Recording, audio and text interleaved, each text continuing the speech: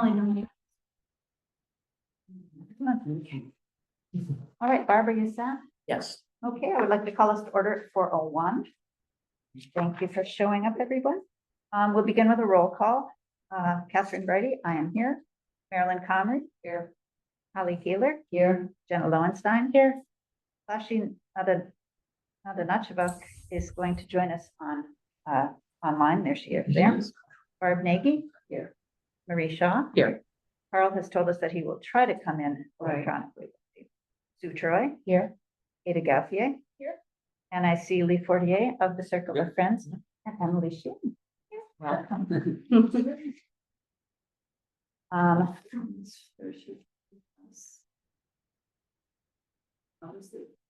Looks like she's here. I allowed her to talk. Is she Okay.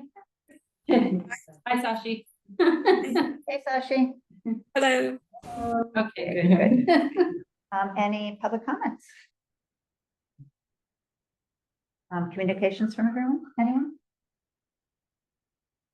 All I did right. get a couple of questions from just people in my neighborhood about Yes. the federal funding issue, which I see is later on the agenda. So just know people are aware and asking about that. Absolutely. I don't know if this fits under communications, but on March 4th, I spoke for the library budget as well as the golf in Acosset at the town council meeting. That's important. Thank you. I watched that. She spoke very, very eloquently. Thank you. Yes, thank you. More eloquently on behalf of the library or the golf course. Well, they cut me off at 3 minutes, so I was like, we talked about the library. I had to put that golf course in there for. She got to the important part. That's what I'm here. Well, maybe if I just say this, what really framework I used was I went to the mission and also the service, points of service that we have in our documentation. And that's really was, it's like, okay, that's what I speak. Let's tell them what our mission is and what these 5 service areas are. How important they are. So it's just. Very important, since also the time and energy of the wonderful subcommittee who helped with that policy. And Right. voting. All right. May I have a motion to approve the minutes? So moved. Second. Does anyone need some time to look over the minutes? Suffers and gorgeous.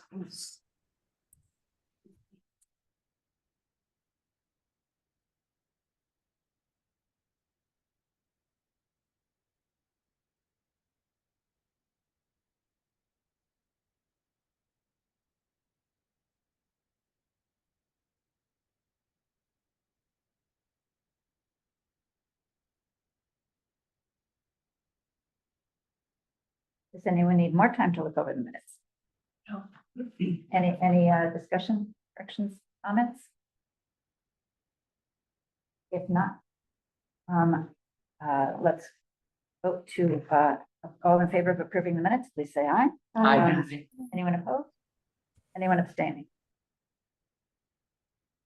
Sashi, did you want to vote on the minutes? Aye. Okay, thank you. That passes unanimously. Thank you very much. That moves us to a review of statistics. Typically, when I print out the statistics, I give you about a 5-year review. However, I thought it would be pertinent to show you the February 2020, because that is the month before it closed for COVID. So that was rather interesting to see what's transpired since then and how we're slowly climbing out, and like the number of library visits, especially for February. You know, prior to COVID, we were at almost 15,000, and now we're almost at 11. So slow but surely. Plus, you know, some of the other items. We've also made some changes along the way, like we didn't at where the programs are at the bottom. We've broken out family versus, you know, children, young adults, and adults. We've always had adult, children, young adult, but having that family is in response to some of the reporting that we do to the state.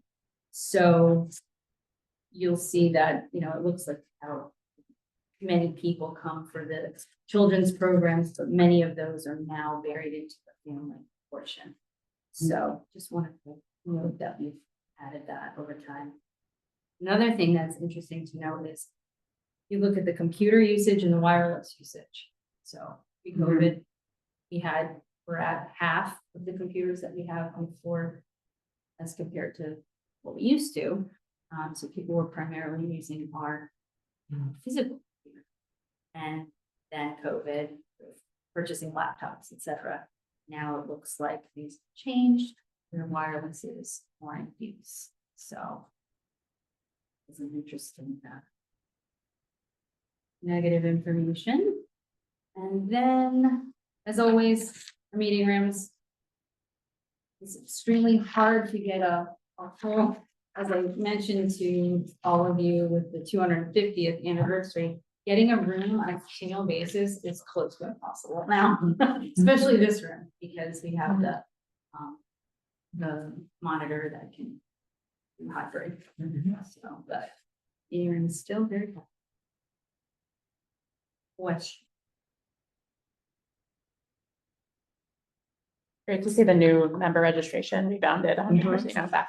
I know, almost, is that one that almost the exact, yeah. Yeah. Yes.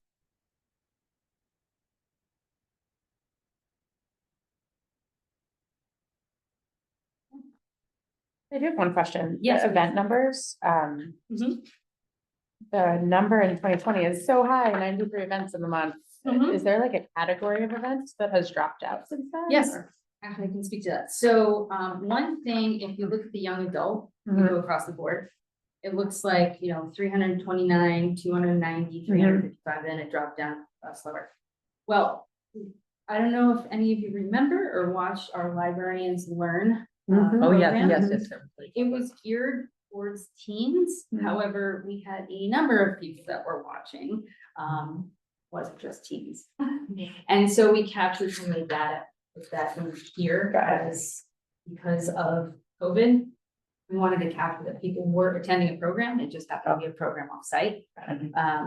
So that was a change because one of the main people that was part of that program, she's not here anymore. And the other person she just hasn't appeared to put back together Got it. yet. Mhm. So that would be one of the main things that we've seen. Any other questions? Move on to your director's report. So I'd like to introduce Emily Sheehan, our new assistant director. Yes, I'm thankful to have Emily here. I can't tell it's been a godsend. She's just jumping in with 2 feet, so I'm really happy. Thank you. I am super excited to be back. If you didn't know, I was here for many years. I left in 2021 to accept a position in Old Saybrook at the Acton Public Library, where I was the assistant director and children's librarian, wore many, many hats. Got a lot of experience, strategic plan, building project, logo, rebranding, doing a little bit of everything, but I'm thrilled to be back here and excited to see what we can do together. So thank you for having me back. Welcome. So, staffing update. Maybe the last time we spoke, we were looking at a library assistant. And we are holding first interviews on Friday. Hopefully we can turn that around real quick for the next week and get somebody, because circulation is slightly understaffed. We also have 2 part-time library aides that we haven't filled because we wanted to get this person in first and then go out for that. We also have a substitute librarian posting that's been posted for some time. Credentials, you do have to have a master's library science. So we're hoping, we're doing it on a rolling basis to see what type of, getting the right applicants that match the job description and stuff. So that's still out there. Roof construction timeline. I did want to bring this up because it's happening soon. The engineering team has reached out to me to say they're looking out when the weather gets nicer. Here we are.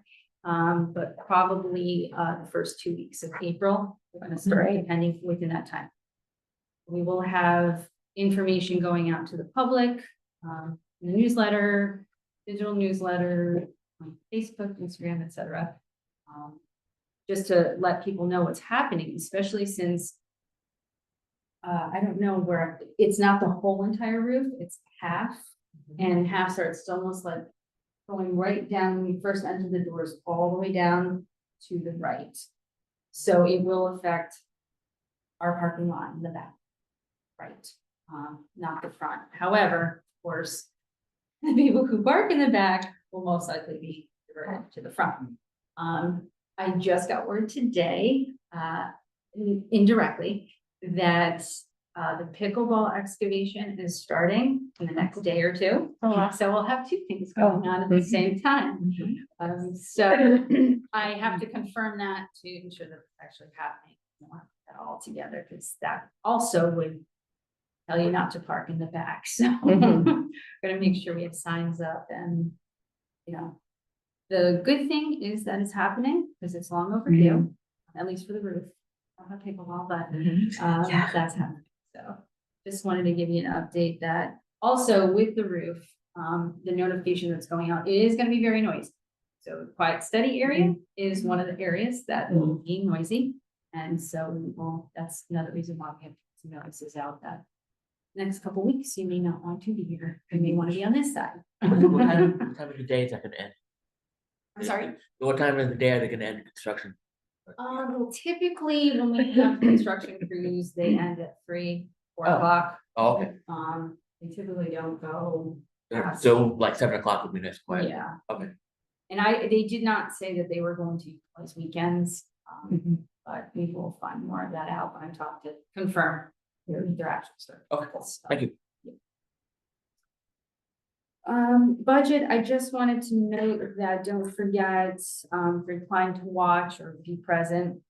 The public hearing is set for next week, next Wednesday, March 26th. 6 p.m. It's at 5:55. So if you're also interested to hear the town manager, the overview. What time does that start, Jen? I said 6 p.m., but 7 p.m. I err on the 6 p.m.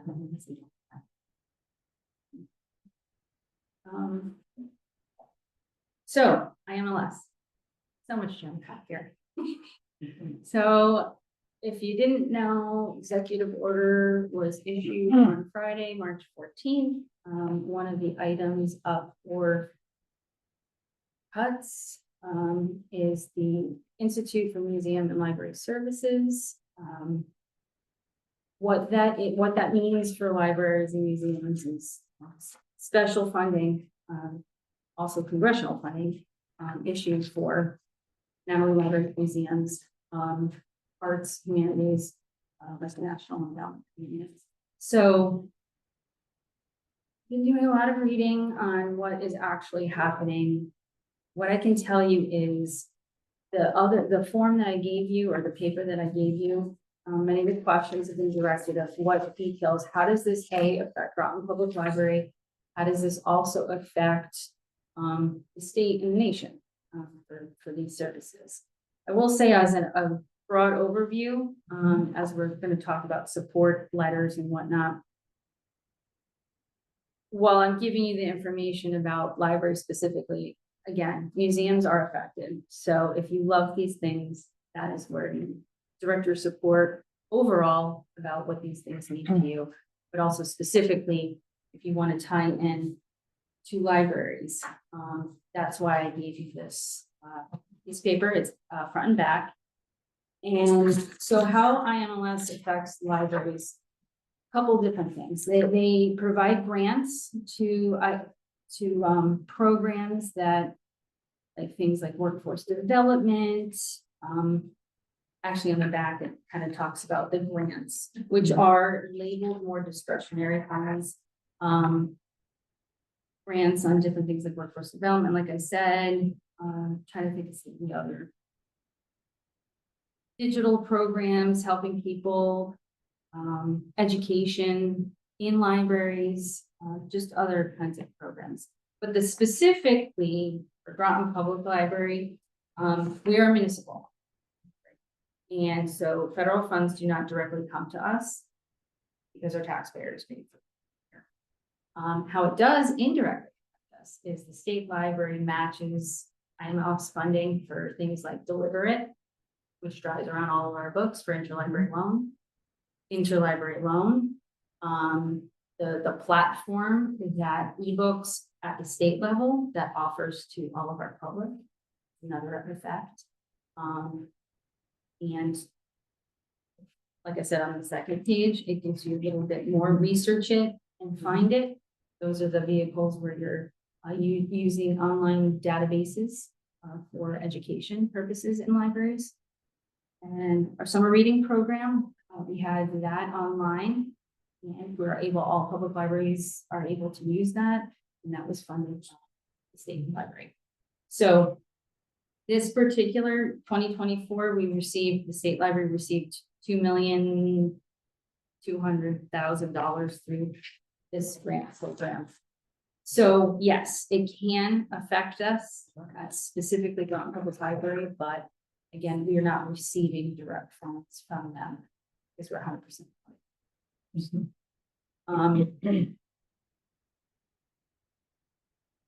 The other thing that is a little concerning is our E-rate and internet money.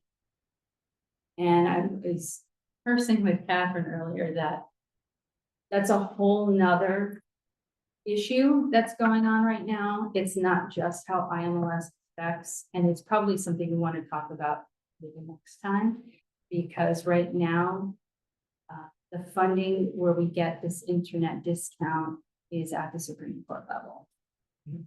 Last year, it was brought to district courts to review for unconstitutional means of unconstitutionality. So we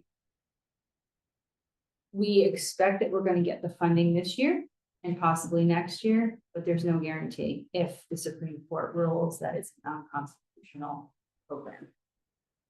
So there's a lot of conversation in Congress about if they do continue it and it's considered unconstitutional, do we put it in a different fund? How do we reappropriate to give people digital access? Because at the end of the day, it's digital equity, digital access for all. And so that's just a whole nother thing going on. So there's a lot of questionable items on the table. And we, Catherine and I, and even Barb, have discussed how we can support this. How do you want to support this? Individual conversations by phone, contacting your congressman by letter, and then we've discussed a full letter by the board that written to. I do have on a fun side note. The senators and Groton specifically have always been very aggressive and for libraries, and so they do want to hear from you. And I think it's vital to tell them what your library means to you, and museums and the arts, and that this funding should continue. Part of this is based on congressional voting acts that have been instituted. So I think it is in our best interest as board members, as an advocacy group, that you should say your piece as a citizen as well as a board. And we can get into that a little more under new business, so we have a topic. One other little small piece is the Borrow It funds. How is Borrow It, affected? Borrow It is the grant that we receive from the state. We do a calculation about how many residents, non-residents come to the library to use services a year. I have always said at the council meetings that this grant is always a question, because it could be taken away if the governor or, something like this happens, where things start to get absorbed for different things. We're expecting to receive our grant this year. that looks like next year, I don't know. And even reading on from the governor being fiscally responsible, I think it's, I'm just happy that we took a lot of our main funding sources like and staff that we had or our library software system that we use, Cersei, out of that and into the main budget, because this should be treated as, it's a grant, it could be there, it could not one day. So, and because if Deliver It and ILL are affected, that also is a select portion of the borrowing. So just being aware that could very well. But I haven't heard anything, so we'll just keep on along with that. Can I just ask a clarification question to make sure I Yes, understand please. the So funding much. mechanisms here? So I'm gonna narrow to Groton Yes, Public please. Library. Okay, so federal funds from the INLS go to about 2 million and change goes to a Connecticut pool of money. It goes to the Connecticut State Library. And the Connecticut then State they- Library funds programs that support this program, but there's no direct granting from the Connecticut State Library to us. But there are programs that I imagine are absolutely dependent on that 2 and change million.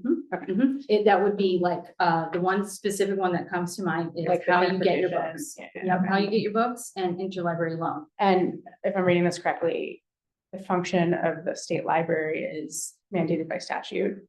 So would that require appropriations, state appropriations to fill that gap, or would it require statute to change and no longer mandate those programs? Yes, One of those two outcomes? yes, the Okay. first one with appropriation would probably, it would be under the state. The gap would then. have to get filled by state funding. Correct.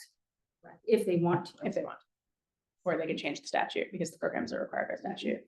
Yes, because one of the pieces is that's when the executive order went out, they are looking to, yes, I don't want to use the word slash, but It's a narrow it down, yes, narrow it down to just what statutorily Okay. required. Got it. And what that is grants to state libraries, essentially, because that was voted on, that was put through Congress, that's an act, so how the director of that organization is gonna what they're actually gonna put forward to OMB, I don't know, but it seems like that should be where it's at least focused on, because that was required. by law. Okay.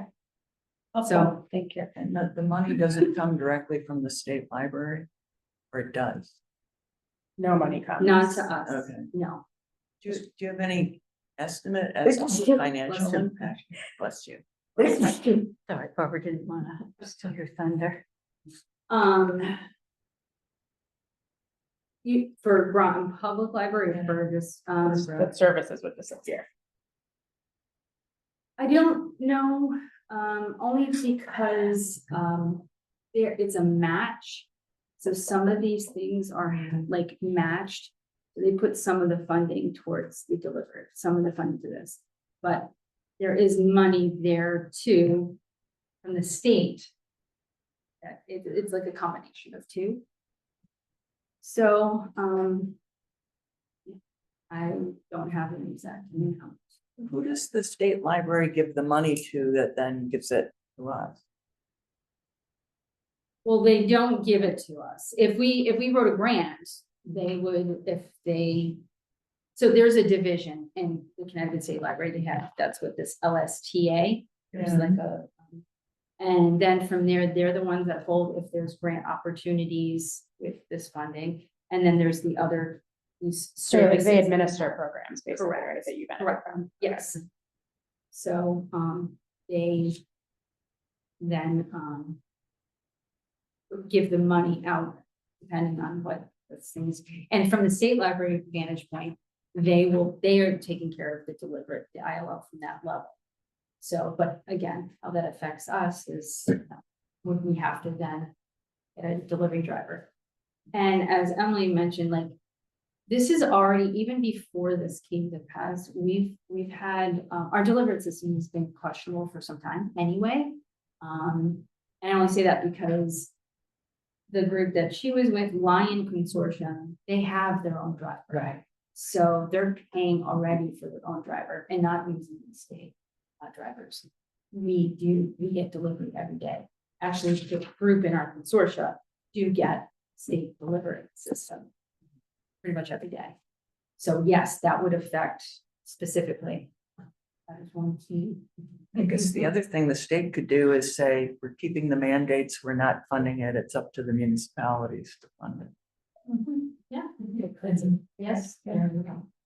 Especially reading what you, it appears from what I've read, the governor's being very fiscally responsible because we don't know what's happening. And towing that line, there may be some things that may need to be adjusted because what are we anticipating? So that could very well be a good possibility. I could just jump in, the IMLS, a very important function that may not be apparent is Right. that they are really the institution that is looking forward to digitization. So, the reason, let's come back, the reason that we can go to any library and have records that match any system, the MARC record, goes way, way back into actually the 1960s. We're in an era of what are we doing now with our materials? And I'm thinking of our local history project. So the work of the local history project, we want to digitize it to a standard that it will be searchable, not just in this library, this population, but across the country, across the world. And the IMLS is the institution that not only gives oversight to federal money that goes out, and make sure that it doesn't go to graft or go to, there's this reporting that is really important to make sure that our federal tax dollars are used wisely. But also thinking of that future of we live in a digital world. IMLS is a key player in this, absolute key player for museums and libraries. So how we get artifacts viewable and meaningful to each other across the world that's a very important institution. And I think our local history project is just one of the many that's going to be affected by it. Could be.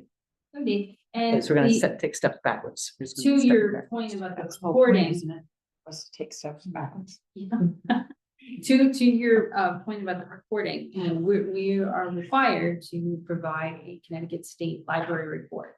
Every library in the state of Connecticut puts that data reporting that is through this program. And so we have a lot of data to track and see what's happening, projections and things that is happening at this level. So Just the whole collaboration, the ability to collaborate among libraries, with museums, with partners like Connecticut Humanities, that it's just like a common denominator of some federal funding that supports that effort. You're taken away, it's just tragic. It's tragic. yeah. It's been quietly behind the scenes doing a tremendous amount for us.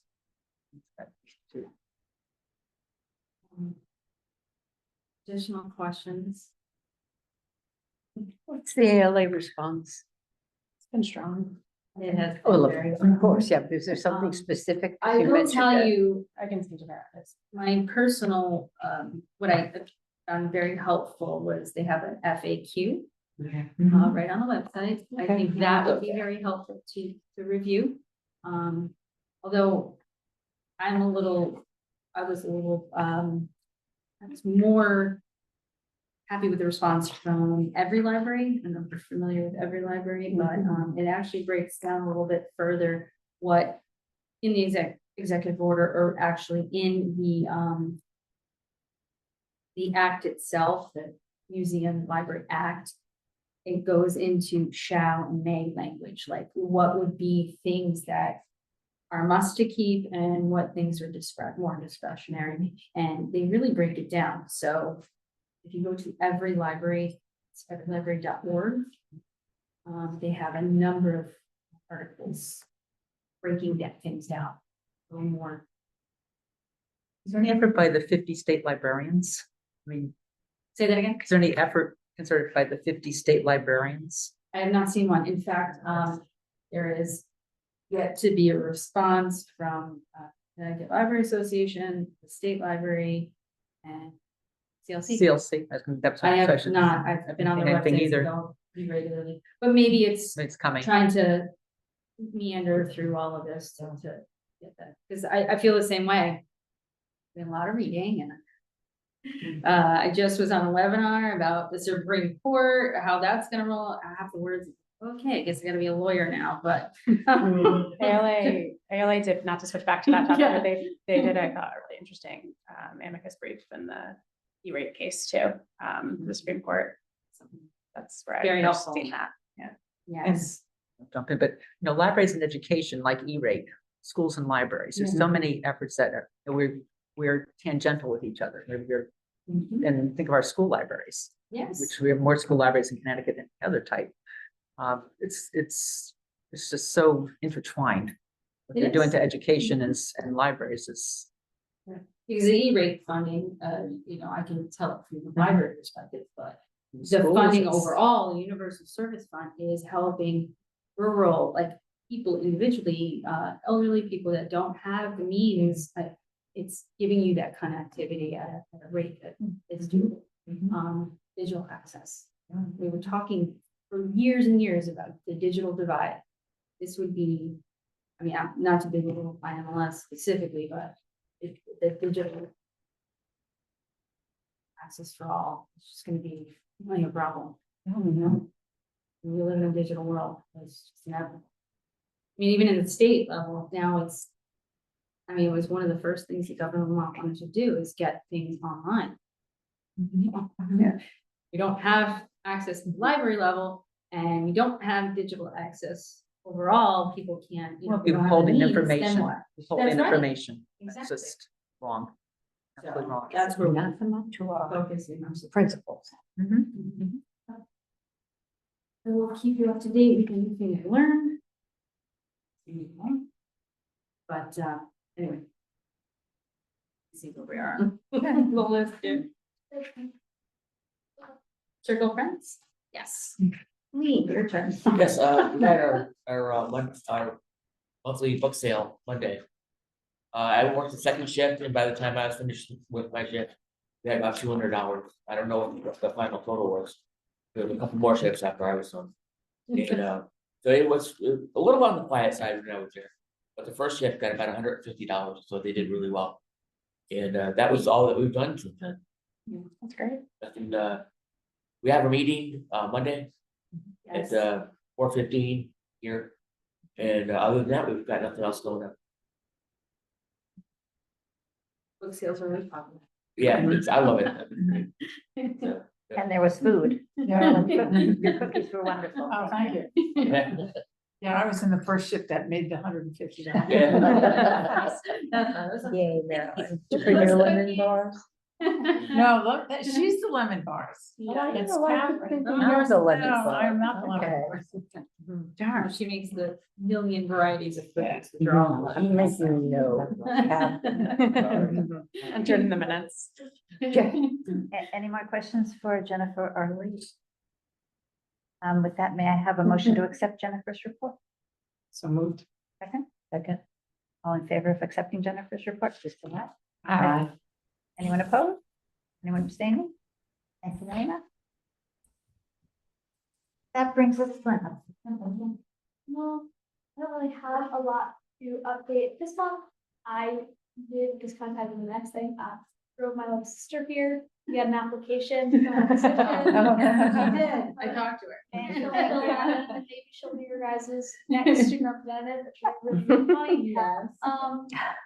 Yeah, that's really funny. Yeah, I don't know what to report. How's robotics going? Our students going well. We did our first comp and we did really well on that. And then we had our second one, not speaking of the next weekend.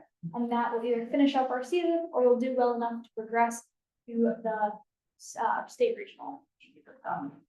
Yeah, thank you. So we have one student representative. We do. I think there was a couple of people that have picked them up. However, I haven't received anything yet, but that's, applications are out. We're currently making a board for the new board for the big screen that we're gonna be running. I believe it's Prince, social media already, but we'll do another round. It's been, given to the schools, both middle school and, but I did not send it, although you did send it. But I do have to send, the information to That was because she's gonna get it out.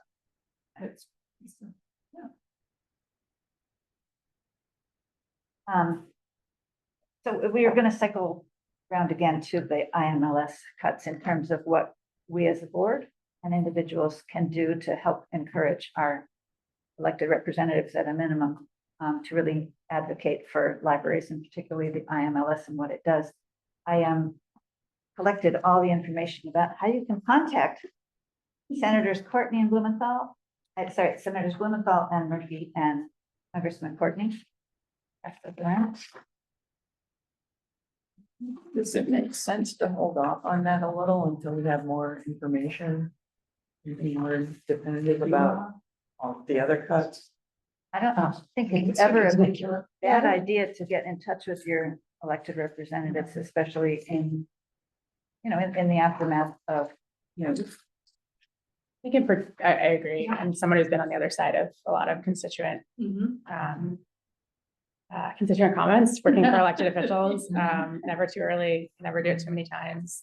And on this list, I would highlight Joe Courtney and Chris Murphy in particular. Joe Courtney, because he's been a leader in Congress on broadband access issues and rural broadband issues. So I think just like that's an opportunity for him to be a leader on the E-rate issue. And because my former boss is trying very hard to be sort of a leader about federal overreach right now, I think Chris Murphy is a great target for this. I think especially if we could help him come up with a way to make it sticky for him, that'd be something he could be a real leader on. in speaking to one of the people that answers the phones, I asked what's the most effective way to provide feedback. Is it filling out the emails on their websites, calling? And her take was that they collect the information on calls every day and forward it to the Congress people so that that's a more rapid way of getting your information to them. So she suggested calling was a good idea. And I think you can really call as much as you want on as many topics as you want. They really are interested in hearing from their constituents, even if you think they agree with you.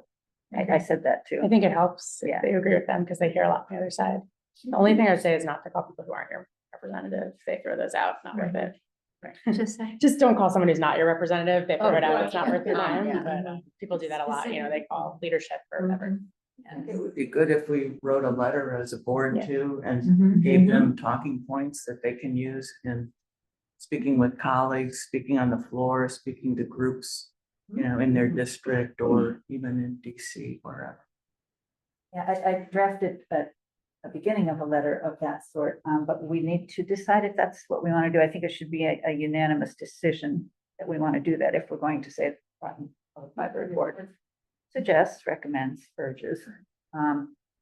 So discussion on that aspect. I think it's a great idea. I think it's a sticky, tricky issue with the funding mechanisms, and helping folks understand it is a real benefit. Just as a beginning to that, may I have a motion to, as a board, create some kind of letter that we all agree to send to our 3 congressional representatives. So moved. Second. All in favor of doing so, please say aye. Aye. Anyone opposed? Anyone abstaining? Now, how do we go about doing such a thing? Writing a letter from 9 people is a little complicated.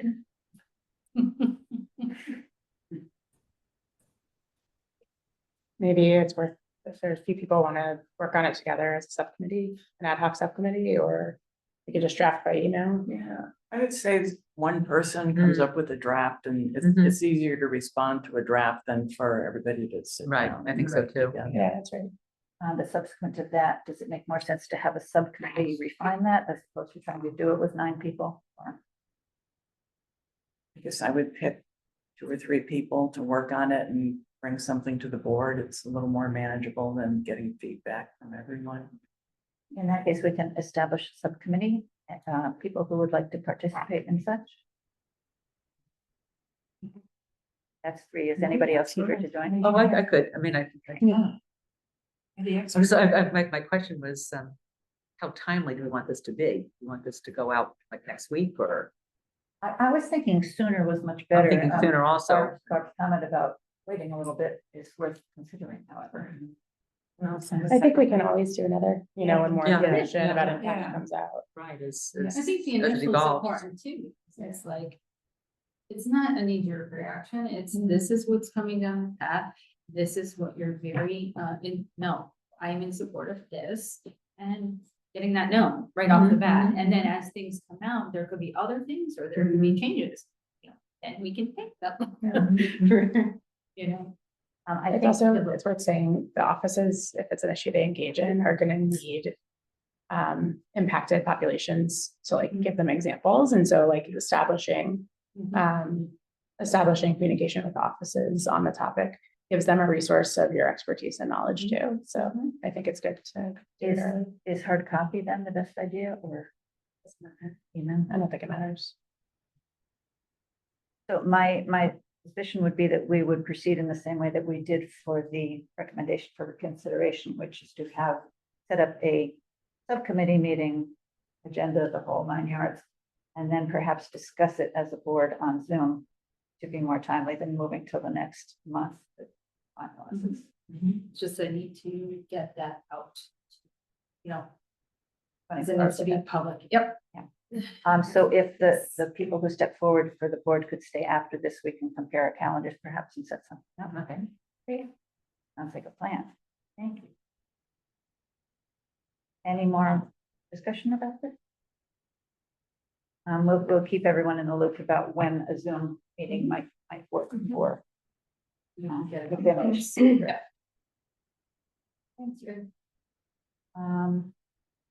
That brings us to old business and the Groton Committee for the 25th celebration. So, it took a while and I appreciate your patience, but, I did get the list out, with 2, committee meetings specifically for, as I mentioned in the email that I sent to all of you, just more opportunity for people to participate, because we had some people that couldn't make class because they work the day. So, there's 2. Also, thinking ahead to that, we had discussed the first meeting about possibly having subcommittees because, on displays or on, the programs at individual libraries or whatever. But it gives more meetings for that purpose. So subcommittee work can be done. Looking for. So plus they'll be hybrid, so you can also. The other thing I was gonna say is I am going to a conference on Friday, this Friday, about 250th. It's at UConn, and it's also funded by Connecticut Humanities. So I'm going to learn a little bit more about how this can themes and networking and a little bit of everything that's going on possibly at the state level, so I can bring that back to our discussions. And I did mention in the email too, if anybody does not want to continue getting those emails, feel free to let me know. I know you got a lot of you are on boards, committees, and if that's not something of interest, it's fine. I'm sorry, going back one comment, I was looking at the schedule of meetings for the 250th. Is it either or No, are both. the both? Okay, so it's new content for each. So like 2 meetings a month. 2 meetings Yes. a month. Okay, great, thanks.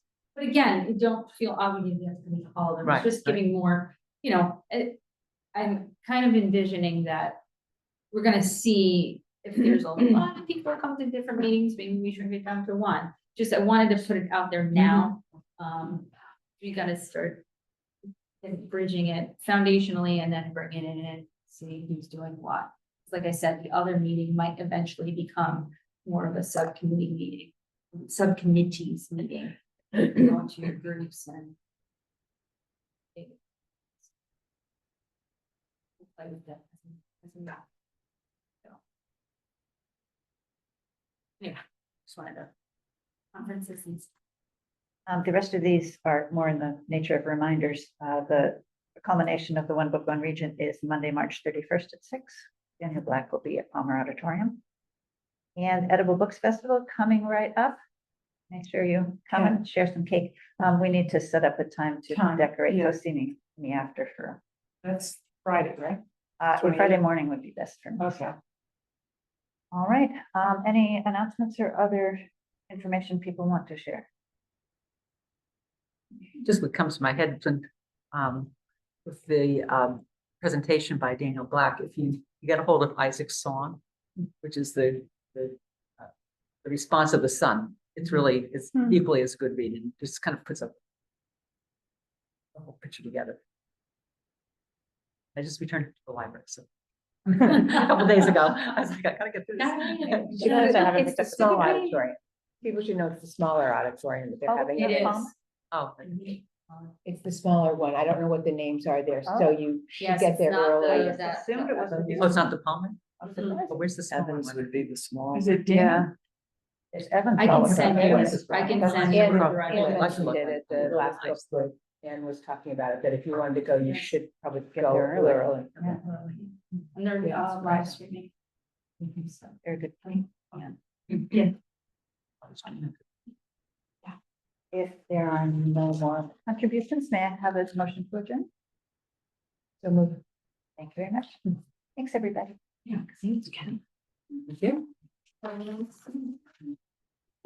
I was on that. Here with- Bye, Sashi.